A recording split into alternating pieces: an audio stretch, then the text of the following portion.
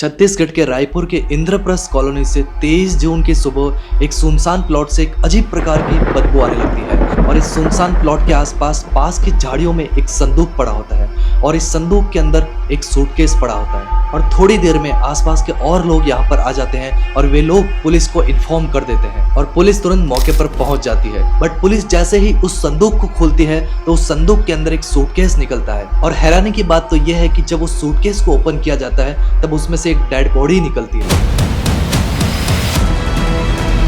आखिर कौन था सूटकेस के अंदर का ये इंसान और क्यों आखिर इस इंसान को इतनी ज्यादा बेरहमी से मारा गया।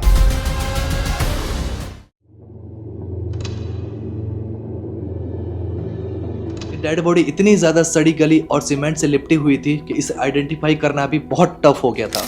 कुछ ही घंटों में इस पर्सन की पहचान हो चुकी थी, जिस व्यक्ति का नाम था किशोर पैकरा। ये व्यक्ति दिव्यांग व्यक्ति था और इस व्यक्ति ने अपना मकान 50 लाख में एक व्यक्ति को बेच दिया था। बट कुछ टाइम बाद इसका माइंड चेंज हो गया और इस मकान का कब्जा देने से इसने उसे मना कर दिया। किशोर ने केस भी कर दिया था और FIR भी दर्ज करा दी थी, बट फिर भी उसका काम नहीं बन रहा था। बट कुछ टाइम बाद उसने अंकित उपाध्याय नाम के एक व्यक्ति से हेल्प मांगी थी, बट अंकित ने उसे प्रॉमिस किया था कि वो उसका मकान कोर्ट से वापस उसके नाम पर करवा देगा। बट किशोर पैकरा ने अंकित से जैसे ही पैसों की मांग करना स्टार्ट किया तब उसने उसे टॉर्चर करना स्टार्ट कर दिया और यही से शुरू होती है इस खतरनाक जुर्म की वारदात। क्योंकि किशोर पैकरा एक दिव्यांग व्यक्ति था जो बाहर कहीं ज्यादा जा नहीं सकता था, उसके ज्यादा लोगों के साथ कांटेक्ट नहीं थे। पैसे लेने की बात आई तब किशोर को उसने मना कर दिया, उसे अलग अलग प्रकार के बहाने बनाना स्टार्ट किया और उसके बाद उसने ये सब चीजें अपनी वाइफ को भी बता दी कि उसके पास अब पैसे नहीं है, वह ऐसा कुछ करना चाहता है जिससे ये सारी चीजें उससे दूर हो जाए।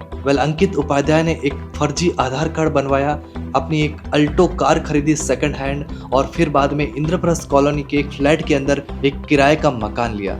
21 जून की सुबह अंकित ने किशोर पैकरा को साफ सफाई के लिए अपने फ्लैट पर बुलाया। उस फ्लैट पर अंकित की वाइफ ऑलरेडी थी और दोनों ने मिलकर किशोर पैकरा को सबसे पहले नाश्ता कराया, उसे नहाने के लिए कहा तो किशोर पैकरा वहां पर नहाने गया और फिर बाद में खाना भी परोसा। बट खाने में इन्होंने ऑलरेडी नींद की गोलियां मिला दी थी, जिसकी वजह से किशोर पैकरा के ऊपर नींद का असर हो रहा था और किशोर थोड़ी देर बाद सो जाता है और जैसे ही वो सोता है दोनों मिलकर एक जन उसका मुंह दबाता है और एक जन उसके पैर पकड़ता है और गला दबाकर उसकी हत्या कर दी जाती है। ये दोनों दंपति मिलकर किशोर पैकरा एक दिव्यांग व्यक्ति को मौत के घाट उतार देते हैं। शिवानी शर्मा जो अंकित की वाइफ थी, उसने और अंकित दोनों ने मिलकर इस खतरनाक मर्डर को अंजाम दिया।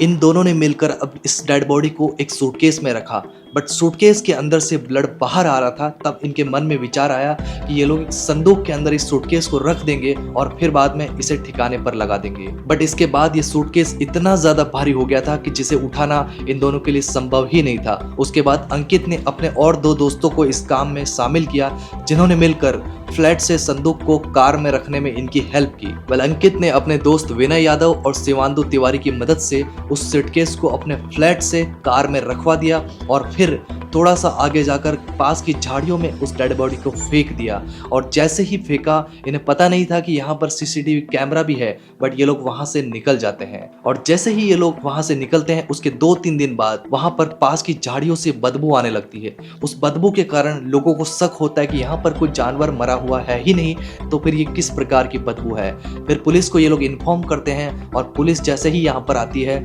इस संदूक के अंदर सूटकेस है और सूटकेस के अंदर डेड बॉडी है और डेड बॉडी की जैसे ही शिनाख्त की जाती है पता चलता है कि किशोर पैकरा नाम का ये व्यक्ति इस सूटकेस के अंदर पड़ा हुआ है। उस सूटकेस के ऊपर हब्बू भाई लिखा था। तब पुलिस को पता चलता है कि ये गोल चौक से खरीदी हुई ही संदूक थी जिसके ऊपर हब्बू भाई लिखा हुआ था। जब हब्बू भाई की दुकान पे पुलिस जाती है तो हब्बू भाई ने बताया कि ये संदूक यहीं से खरीदा हुआ है, एक दंपति ने आकर इस संदूक को खरीदा हुआ था। उसके बाद पुलिस अंकित उपाध्याय और उसकी पत्नी शिवानी को अरेस्ट कर लेती है और अंकित ने सारी चीजें बताना स्टार्ट किया और फिर बाद में उन 2 जनों को भी गिरफ्तार कर लिया गया जिन्होंने हेल्प की थी उस डेड बॉडी को फ्लैट से कार में रखवाने की। गाइस, आज का ये वीडियो यही खत्म करते हैं, बट आपको ये वीडियो अच्छा लगा हो तो इसे लाइक जरूर करना। और दूसरी बात दोस्तों, हम आजकल किसी पे भी भरोसा नहीं कर सकते। इस वीडियो से हमें पता चलता है कि कैसे एक दिव्यांग व्यक्ति के साथ धोखा देकर उसकी सारी चीजें हड़प कर उसकी मौत कर दी जाती है।